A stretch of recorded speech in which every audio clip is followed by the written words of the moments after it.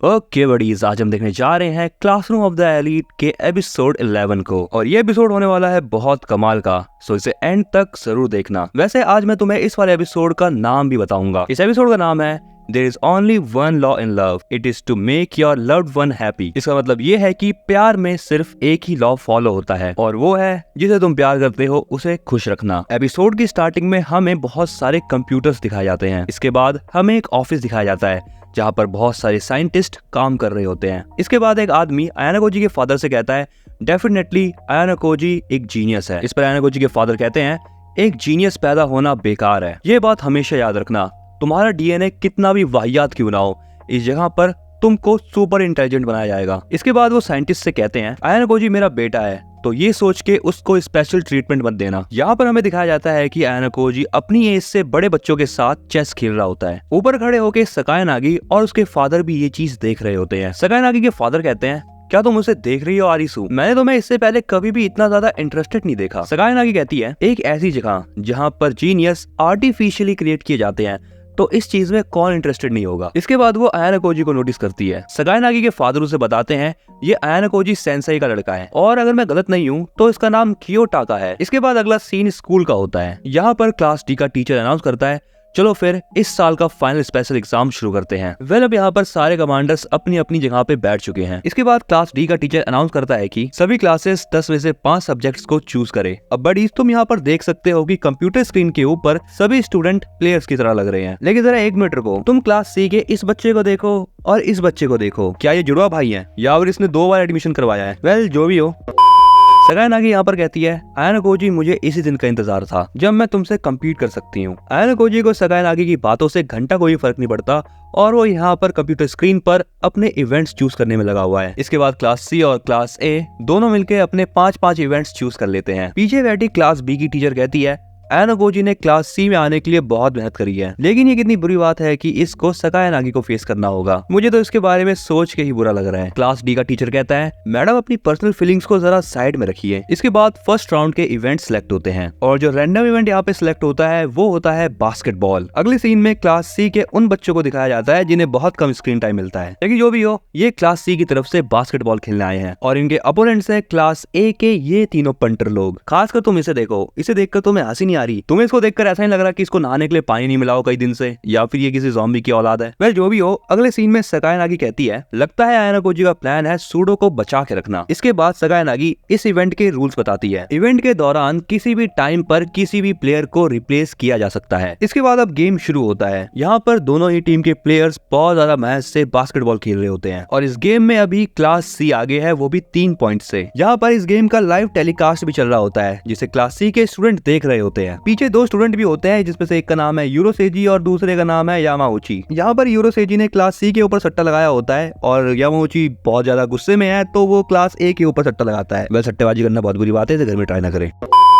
Anyways ये सब कुछ मजाक था। क्लास सी वाले बास्केटबॉल का मैच देख रहे हैं। इसके बाद अयाना कोजी अपनी कमांडर पावर का इस्तेमाल करता है और वो इस लड़के को रिप्लेस करता है सूडो के साथ। सूडो के गेम में आते ही ये घोड़े जैसे दिखने वाला बंदा और ज्यादा एक्टिव हो जाता है। बॉल लेके भागते हुए वो सूडो से कहता है क्यों निकल गई हवा? इसके हाथ से बास्केटबॉल को लेने के लिए सूडो इसके पीछे भागता है, लेकिन तब तक ये बंदा स्कोर कर देता है। सूडो इस लड़के से कहता है तो अभी तक तुम इस गेम को हल्के में ले रहे थे। वो लड़का कहता है नहीं, तुम ही कमजोर हो। इस बात को सुनने के बाद सूडो बहुत गुस्सा हो जाता है। वेल इस पॉइंट पर क्लास ए का स्कोर क्लास सी वालों से ज्यादा है। ये देखकर सकाय नागी अयाना कोजी से कहती है अगर तुम सूडो को मेंटली हिला दोगे तो वो अपने आप ही कमजोर हो जाएगा। इससे कोई फर्क नहीं पड़ता कि तुम्हारी टेक्निक कितनी भी अच्छी हो, अगर तुम मेंटली स्टेबल नहीं हो तब तुम कुछ भी कर लो, बेकार ही रहेगा। ये सुनकर अयाना कोजी कहता है क्या बकवास कर रही हो तुम, सूडो ऐसे ही खेलता है। अगले सीन में सूडो यहाँ पर अपनी स्किल दिखाता है और यहाँ पर उसकी टीम 1 पॉइंट कर भी देती है। सूडो के इस वाले स्कोर को देखने के बाद यार क्लास सी वालों के तो अलग ही नशे चढ़ रहे होते हैं। इसी के साथ यहाँ पर होरी किताबी खुश हो जाती है एंड इसी तरीके से सूडो खेलता रहता है और क्लास सी को जिता देता है। इसके बाद अगला इवेंट शुरू होता है जिसका नाम है टाइपिंग स्किल कॉम्पिटिशन। ये देखकर सकाय नागी कहती है यार तुम्हारा लक कितना बढ़िया चल रहा है, फिर से तुम्हारा चुना हुआ इवेंट आया। यहाँ पर हमें पता चलता है कि इस वाले इवेंट में सोटोमुरा प्लेयर है और तुम्हें यहाँ पर विश्वास नहीं होगा बडीज कि इस गधे ने ये इवेंट जितवा दिया। वेल इसके बाद अगला इवेंट शुरू होता है जो है इंग्लिश टेस्ट। इस वाले इवेंट में कारिजावा, साटो एंड और भी 2 लड़कियां होती है, लेकिन ये लोग यहाँ पर ये वाला इवेंट हार जाते हैं। इसके बाद वाला इवेंट होता है मैथ इवेंट और इस इवेंट में भी क्लास सी वाले हार जाते हैं। इसके बाद 5th राउंड होता है ट्रेडिशनल आर्चरी और होपफुली यहाँ पर मिया के इस वाले इवेंट को जितवा देता है। और लास्ट में यहाँ पर 5 इवेंट में से 3 इवेंट क्लास सी वाले जीते हैं और 2 इवेंट क्लास ए वाले। ये चीज देखने के बाद सगाई नागी आयना को जो कहती है तुम्हारी क्लास तो अच्छा कर रही है। क्लास सी वालों को यहाँ पर ये लग रहा था कि अगला इवेंट फिर से उन्हीं का चुना हुआ आएगा, लेकिन ऐसा नहीं होता। ये इवेंट होता है फ्लैश अर्थमेटिक्स जो कि क्लास ए वालों ने चुना था। इसके बाद बारी होती है इस इवेंट को खेलने के लिए प्लेयर्स को चुनने की। सगाई नागी यहाँ पे चुनती है एमी तामिया को और दूसरा प्लेयर होता है कात्सुरागी टकलू। आयनाकोजी यहाँ पर चुनता है चियाकी और सिग्मा बंदा कोएंजी को। इस इवेंट का एक ही रूल है, जिसके हाईएस्ट मार्क्स होंगे वही जीतेगा। जितना तुम इस गेम में आगे बढ़ोगे उतना ही ये डिफिकल्ट होता जाएगा। इसी के साथ तुम्हें उतने पॉइंट्स भी मिलते रहेंगे। वैसे बड़ी मैं तुम्हें बता देता हूँ कि फ्लैश अर्थमेटिक्स को आखिर खेला कैसे जाता है। इस गेम में बहुत तेजी से तुम्हारे सामने बहुत सारे मैथ्स के क्वेश्चन आएंगे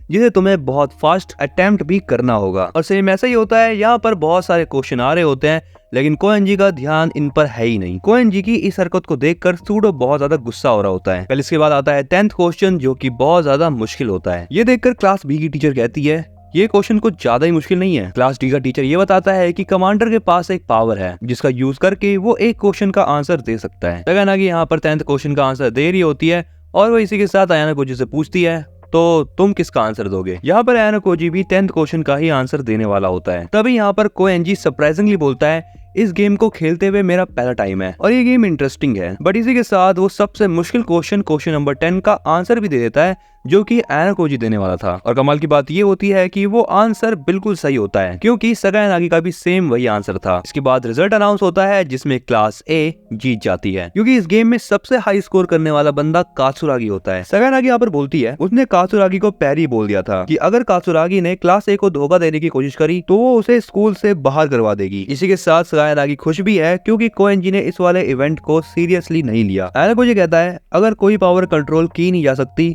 तो उसका स्ट्रेटजी बनाने में यूज भी नहीं किया जा सकता। यहाँ पर अब 7 गेम्स में से 3 बार क्लास ए जीत चुकी है और 3 गेम्स क्लास सी। इसका मतलब ये है कि यहाँ पर 7th गेम डिसाइडिंग होने वाला है। यहाँ पर जो 7th गेम डिसाइड होता है वो होता है चेस। ये इवेंट देख के सगाई नागी बहुत ज्यादा खुश हो जाती है। इस गेम का रूल है कि कमांडर हर 30 मिनट पे अपने प्लेयर को इंस्ट्रक्शन दे सकता है। सगाई नागी कहती है अब तो हमारी एबिलिटीज डिसाइड करेंगी आखिर ये मैच जीतेगा कौन। इस पर आयानाकोजी कहता है ये तुम्हारे लिए बुरी बात है क्योंकि मैं चेस में बहुत अच्छा हूँ। अगला सीन व्हाइट रूम का होता है। आयानाकोजी को देखकर सगाई नागी के फादर कहते हैं आयानाकोजी सबसे बेस्ट माना जाता है यहाँ पर। कभी कभी तो मुझे इसे देखकर दया आ जाती है क्योंकि ये जब से पैदा हुआ है ये तब से व्हाइट रूम में ही है। ये नहीं जानता कि पेरेंट्स और फ्रेंड्स होते क्या हैं। इसके बाद फिर से सीन प्रेजेंट में शिफ्ट होता है और हमें यहाँ पे दिखाया जाता है कि यहाँ पे जो चेस खेल रहे हैं वो है होरिकिता और हाशिमोटो। हाशिमोटो होरिकिता को बताता है बस कुछ ही महीने पहले ही मैंने चेस खेलना सीखा है। होरिकिता कहती है तुम्हें डिसअपॉइंट करने के लिए सॉरी लेकिन मैं बस कुछ ही हफ्ते में चेस खेलना सीख गई। एंड यहाँ पर उसको फुल कॉन्फिडेंस है कि वो हार तो सकती ही नहीं है। ये मैच आगे बढ़ता है और दोनों अपनी चालें चल रहे होते हैं। क्या मैं तुमसे आयानाकोजी के बारे में कुछ पूछ सकता हूँ। हाशिमोटो कहता है डेजर्टेड आइलैंड वाले एग्जाम पर मुझे लगा था कि आयानाकोजी ने हमें धोखा दिया। होरिकिता इस पे कहती है कि मुझे समझ नहीं आ रहा कि आखिर तुम कह क्या रहे हो। हाशिमोटो यहाँ पर ऐसी हरकत इसलिए कर रहा है ताकि होरिकिता डिस्ट्रैक्ट हो जाए बातों से। होरिकिता भी कहती है कि मैं अभी बात नहीं कर सकती लेकिन तुम्हें जितनी बातें करनी है तुम उतनी कर सकते हो। सगाई नागी इनका मैच देखकर कहती है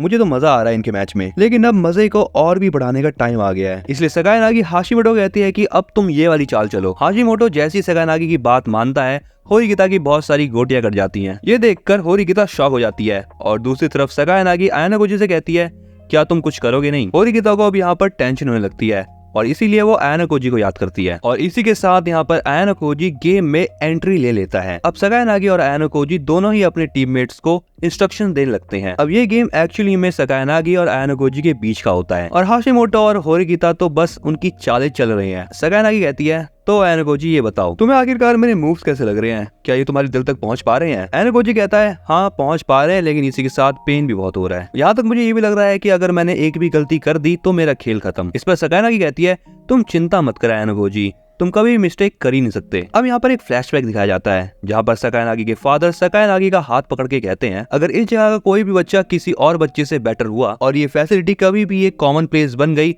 तो ये समझना भविष्य बर्बाद है। सकाई नागी कहती है आप चिंता मत करिए। प्रेजेंट में होरिगिता चेस गेम में हार रही होती है। वो मनी मन कहती है मैं हारना नहीं चाहती आयाना गोजी, क्योंकि अगर कोई सकाई नागी को क्रश कर सकता है तो वो तुम ही हो। तभी आयाना गोजी होरिगिता को एक मूव चलने को कहता है। तुमने जो मूव अभी चला वो किसी भी नॉर्मल बंदे के लिए बहुत ज्यादा इम्पॉसिबल है, लेकिन मेरे पास जीतने के लिए एक वजह है। अब वो मनी मन कहती है व्हाइट रूम जैसी चीज का होना एकदम मीनिंगलेस है और वो ये बात प्रूव करके रहेगी कि एक जीनियस डीएनए होता कैसा है। इसी के साथ सकाई नागी अपना फाइनल मूव चलती है जिस पर होरिगिता चेक हो जाती है। आयाना गोजी भी देखता है कि अब टाइम अप हो चुका है तो वो कुछ नहीं कर सकता।